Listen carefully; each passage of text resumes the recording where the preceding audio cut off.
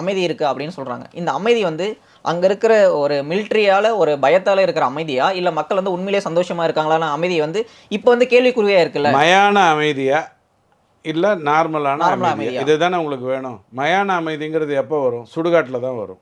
சுடுகாடுங்கிறது என்ன? பிணங்கள் அதிகம் வருகின்ற ஒரு இடம். அப்படித்தானே காஷ்மீர் வந்து 50 வருடத்துக்கு முன்னாடி, 40 வருடத்துக்கு முன்னாடி, 30 வருடத்துக்கு முன்னாடி இருந்தது. அதில் ஏதாவது மாற்று கருத்து இருக்கா? அப்போ அந்த இடத்துல அது இல்லை. அந்த மயான அமைதி போயிடுச்சு. ஒரு பய அமைதி வரும். எப்போதுமே ஃபேஸஸ் அப்படி தான் வரும். உடனே எல்லாம் மாறி டக்குன்னு எல்லாரும் பூங்கொத்தை தூக்கிட்டு ஓடிட மாட்டாங்க. அதான் சார், இப்போ வந்து மக்கள் வந்து நம்ம உள்துறை அமைச்சருடைய வார்த்தைகள் நம்பி தான் அங்கே டூரிஸ்ட்டாக போகிறாங்க. அப்போ இங்கே தாக்குதல் நடக்கும்போது அதுக்கு யார் பொறுப்பேற்றுக்கிறான்னு கொஸ்டின் கேட்குறல. இது வந்து தவறு. ஒரு நாட்டுக்கு நீங்கள் போகிறீங்க அப்படின்னு சொன்னால், ஒரு நாட்டுக்கு நீங்கள் போகிறீங்கன்னு சொன்னால் அமித்ஷா சொல்லிட்டாரு கூட வருவார் அப்படின்னு அமித்ஷா நினச்சிட்டு கூட போகிறது. வருவார்ல சார், அவர் தான் சார் நம்பிக்கை கொடுக்குறாரு. நம்ம அங்கெல்லாம் போகலாம், நம்ம வியாபாரம் செய்யலாம், நம்ம என்னை வந்து வந்து டூரிஸ்ட் போகலாம். கள்ளக்குறிச்சிக்கு மாற்றிட்டாங்க. நான் கள்ளக்குறிச்சியில் போய் வீடு எடுத்து தங்குறேன். எதை வச்சு தங்குறேன்? தமிழ்நாடு அமைதி பூங்காவாக இருக்குது, ஸ்டாலின் ஐயா அற்புதமான ஆட்சி நடத்துகிறாருன்ட்டு தான் நான் போகிறேன். காலையில் பாக்கெட் பால் வருது, சாராய பாக்கெட் வருது.